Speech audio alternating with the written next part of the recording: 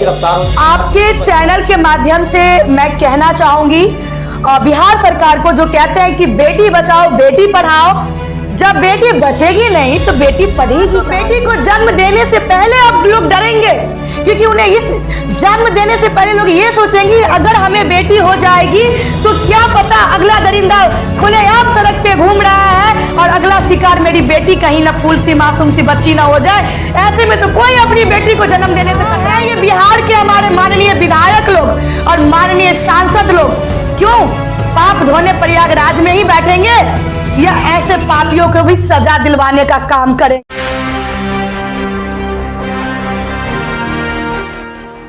नमस्कार, बिहार मिसाल न्यूज में आपका स्वागत है। मैं हूं मनोज।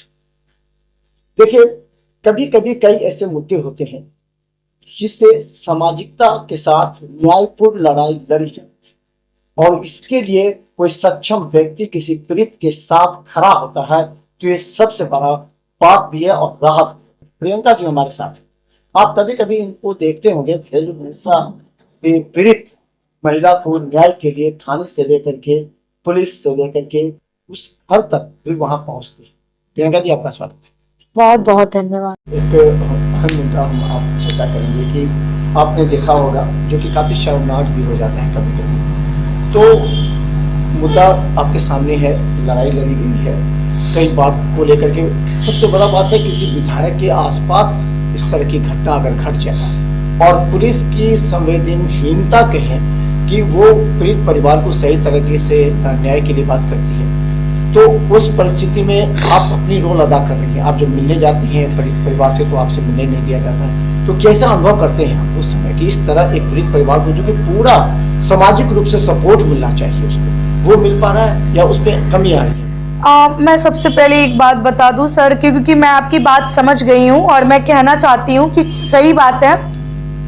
केवटी विधानसभा की मात्र 3 साल की बच्ची जिसके साथ दरिंदगी हुई है, कुशेश्वर स्थान की मात्र 6 साल की बच्ची जिसके साथ दरिंदगी हुई है, एक मासूम सी फूल सी बच्ची जो अपने घर से निकल करके पड़ोसी के यहाँ मात्र दूध देने के लिए जाती है और उसी दरमियान उसको वहां से उठा लिया जाता है और दरिंदा अपने हवस का शिकार बना लेता है। वहीं केवटी विधानसभा की बच्ची, फूल सी मासूम सी बच्ची जो इस धरती पे अभी खड़ी हुई है, वो पूरा दुनिया भी नहीं देखी है, परिवार में किसी के गोदी में जा के खेल रही है। उस मासूम सी बच्ची शाम में खेल रही थी और वहां पे किसी दरिंदे की नजर पड़ी है, वहां से उसको उठा लिया गया और उसके साथ दरिंदगी की गई है। मैं सच कहती हूँ कि जब मुझे ये बात पता चला तो मैं अपनी पूरे टीम के साथ, मैं अपने भाई लोगों के साथ मैं DMCH पहुंची हूँ कल। और जब मैं ICU के पास पहुंचती हूं तो वहां पे बाहर प्रशासन की होड़ रहती है और वहां पे हमें रोक लिया जाता है। कहता है कि आप पीड़ित परिवार से नहीं मिल सकती हैं, आप बच्ची से नहीं मिल सकती हैं। मैं उनको ये भी बोली हूँ, वहां पे थाना के लोग जो खड़े थे वहां पे सुरक्षा में, कि मैं ना कोई मोबाइल लेके जा रही हूँ ना कुछ, सिर्फ मैं जाके उस बच्ची से हालचाल देखूंगी, जानूंगी, उसके परिवार के लोग से मिलूंगी कि अच्छे से वहां पे ट्रीटमेंट हो रही है, कोई तरह का दिक्कत, कोई दबाव, कोई प्रेशर, क्योंकि हम लोग एक सामाजिक कार्यकर्ता है और एक कांधे पे एक हमारी दायित्व है। उस दायित्व को निर्वहन करने के लिए हमें इन्वॉल्व होना पड़ रहा है, तो हम उसी निर्वहन का, उसी कांधे की जवाबदेही को निर्वहन करने यहाँ पहुंचे। दूसरी बात, वो तो जवाबदेही है, एक मैं भी लड़की हूँ, मैं भी किसी की बेटी हूँ, मैं भी किसी की इज्जत हूँ, मेरे घर में भी लड़की है, हमारे समाज में भी लड़की है। क्या मेरा अधिकार नहीं कि मैं उन सभी के लिए एक लड़ाई लड़ूं? उन सभी के नाते मैं इस ऐसे लोगों को सबक सिखाने का काम करूं? क्या मैं DMCH ICU में जाकर के मिलने का काम क्यों कर लिया गया है? आप बताइए कि गिरफ्तारी से क्या उसका समस्या का समाधान हो जाएगा? हमारा सिस्टम, हमारा कानून क्या है, ये कौन नहीं जान रहा है?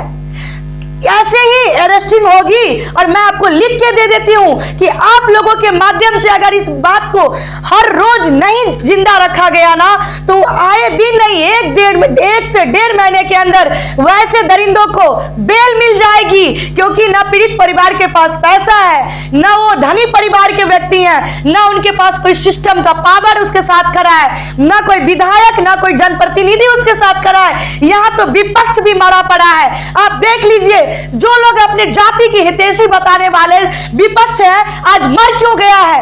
आखिर क्यों इस बेटी के लिए आवाज निकाल रहा है?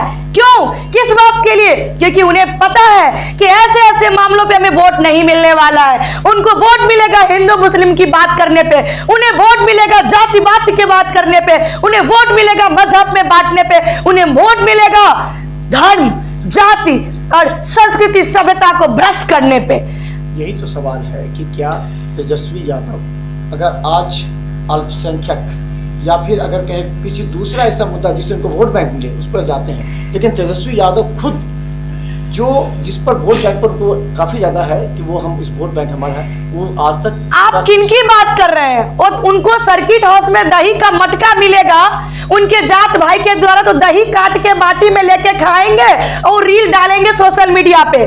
रोड पे चलेंगे, कहीं देखेंगे कि किसान भाई आलू निकाल रहे हैं खेत से, चले जाएंगे। उन्हें पता है कि अभी मजदूरों को अगर एकत्र करेंगे तो गरीब असहाय बेबस लाचार लोगों की सहानुभूति हमें मिलेगी। वहां पे जा करके अरे तेजस्वी भैया सुनिए, बहुत ऐसे समाज में हमारे भाई लोग हैं जो खाने को मोहताज है, बहुत ऐसी बहनें हैं जो पढ़ना तो चाहती है लेकिन उनके पास ना तो पैसे हैं ना तो सिस्टम का सपोर्ट है। क्या आप उन सभी के लिए आगे आके लड़ेंगे? नहीं। दूसरी बात, यही कंगना रनावत को अगर एयरपोर्ट पे थप्पड़ पड़ती है तो पूरा नेशनल मीडिया उसे उठा करके और सवाल करती है और उस मीडिया पे बात करती है, पूरा नेशनल मीडिया उसको चलाता है, नेशनल न्यूज बनता है। लेकिन यहीं पे मात्र 3 साल की फूल सी बच्ची, मात्र 6 साल की फूल सी बच्ची को दरिंदे अपनी हवस का शिकार बनाता है, उस बच्ची का जिक्र कहीं मीडिया में भी नहीं होता है। कि सोशल इसका जो है वो इफेक्ट हो समाज में कि वो इस तरह का कार्य न हो। देखिए, आपके चैनल के माध्यम से मैं कहना चाहूंगी बिहार सरकार को, जो कहते हैं कि बेटी बचाओ बेटी पढ़ाओ, जब बेटी बचेगी नहीं तो बेटी पढ़ेगी कहां से? यहां तो बेटी को जन्म देने से पहले अब लोग डरेंगे, क्योंकि उन्हें इस जन्म देने से पहले लोग ये सोचेंगे अगर हमें बेटी हो जाएगी तो क्या पता अगला दरिंदा खुलेआम सड़क पे घूम रहा है और अगला शिकार मेरी बेटी कहीं ना फूल सी मासूम सी बच्ची ना हो जाए। ऐसे में तो कोई अपनी बेटी को जन्म देने से कतराएगा। ये सरकार जो कहते हैं कि बेटी बचाओ बेटी पढ़ाओ, ये बेटियों की हितैषी आज इस मासूम सी बच्ची पे चुप्पी क्यों साध के बैठे हैं? एक तरफ ये प्रगति यात्रा निकालते हैं, महिलाओं की सम्मान की बात करते हैं, और एक तरफ बेटी डीएमसीएच में कहार रही है, न्याय की उम्मीद लगा के बैठी है। क्या उस बेटी के लिए एक ट्वीट भी नहीं? कहां है ये बिहार के हमारे माननीय विधायक लोग और माननीय सांसद लोग?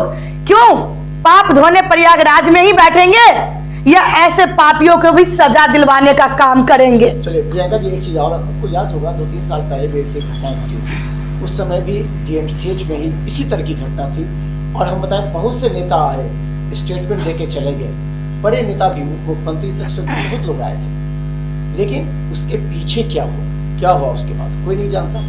उसके बाद उसको न्याय मिला नहीं मिला, इस कहानी दर बदर आती है, पर्दे के पीछे चली जाती है। तो इन तमाम परिस्थिति के बीच क्या लगता है कि सोशल अवेयरनेस के लिए कार्य करने की आवश्यकता है, तो वो उसको कैसे होगा? देखिए, मैं ये बात आपको बताना चाहूंगी कि जागरूकता बहुत जरूरी है हमारे समाज में। अगर हम लोग जागरूक नहीं होंगे तो कहीं ना कहीं ये आए दिन मामला बढ़ेगी। आप लोगों के माध्यम से एक सामाजिक कार्यकर्ता लोगों के साथ हम लोग मिलके अगर समाज में एक नई जागरूकता का आह्वान नहीं करेंगे तो दरिंदे के भी मनोबल बढ़ेगी, और जो बच्चियां, मासूम सी बच्चियां बलि चढ़ रही है, जो समाज में ऐसे लोग घूम रहे हैं, उससे कैसे अपनी बच्चियों को सुरक्षित करें, इसके लिए हमें एक जागरूकता अभियान की जरूरत है। हमें यहाँ जिला के जो हमारे अधिकारी हैं, हमारे पदाधिकारी लोग हैं, उनसे मैं आग्रह करूंगी कि जो भी समाज सेवी लोग हैं उनके साथ पहले आप एक बैठक कीजिए, एक कमेटी तैयार कीजिए और पूरे जिले में एक टाइम निर्धारित करके एक टीम क्रिएट कर करके और हर जगह जागरूकता अभियान चलाइए, ताकि हम इन सब चीज़ों पे लोगों को जागरूक करते रहें। और जब तक हम जागरूक नहीं करेंगे चीज़ों से तब तक वो लोग अवगत नहीं हो पाएंगे। अभी भी हमारे गांव समाज में ऐसी महिलाएं हैं जिससे ये भी नहीं पता कि गलत क्या है और सही क्या है। तो ये जरूरी है इन सब चीज़ों पे आकर के हम लोगों को बात करना।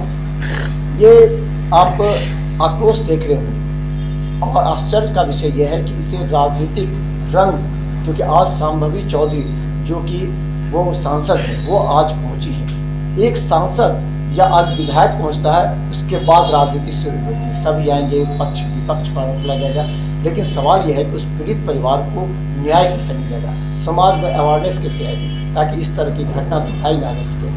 प्रियंका जैसी लड़की बार बार चिल्लाती है, थाने से लेकर के, पीड़ित परिवार से लेकर के, गांव से लेकर के न्याय दिलाने के लिए। कब तक चिल्लाना पड़ेगा इनको, ये भी एक तरह से। नहीं, मैं ये कहती हूँ कि जब सारा सबूत एक साथ है, आपको जांच करने की जरूरत ही नहीं है ना। सबूत तो आपके सामने है, सीसीटीवी फुटेज है। जिस बच्ची के साथ घटना घटी है, मासूम सी 3 साल की बच्ची और मासूम सी 6 साल की बच्ची के साथ, जिसके साथ दरिंदगी ने अपना हवस का शिकार बनाया, उससे बड़ा भी कोई सबूत हो सकता है क्या?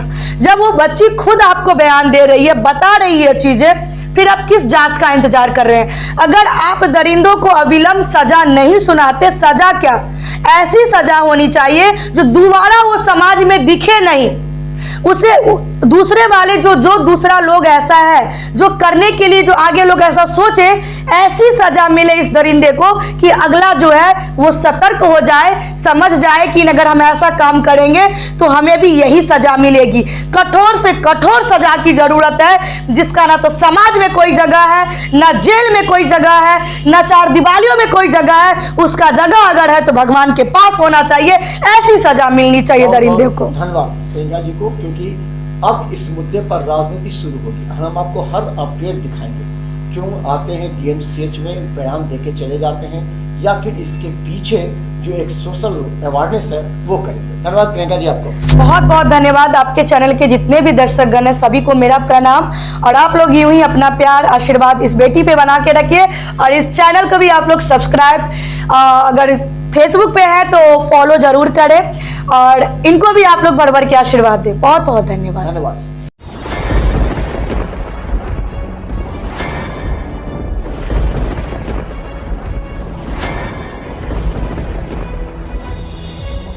हम जीविका के सीआरपी छी 10 साल 12 साल से, एको गो पाई ना हमरा के दरमाहा घरे घरे। संदेश देता है कि या प्रशासनिक अधिकारी सही तरह से एक्टिव नहीं है, या फिर नीतीश सरकार कंट्रोल नहीं कर पा रही है। ये सरकार में कमी है जो सर, सरकार जो कंट्रोल नहीं कर पाती है सर। बाकी जो भी है सब एक ही तरह। मनोज बाबू, आप फटे दूध से छाली निकालने वाले लोग हैं, ब्रेकिंग न्यूज के मास्टर हैं। गरीब का ये सब गरीब का है ही नहीं। शासन सत्ताकार आदमी है, ये सब बर्बाद कर दिया बिहार को। तो निश्चित तौर पर केंद्र में भी हमारी सरकार होती है, बिहार में भी हमारी सरकार होती है, तो पलटू राम है फिर पलट जाते हैं।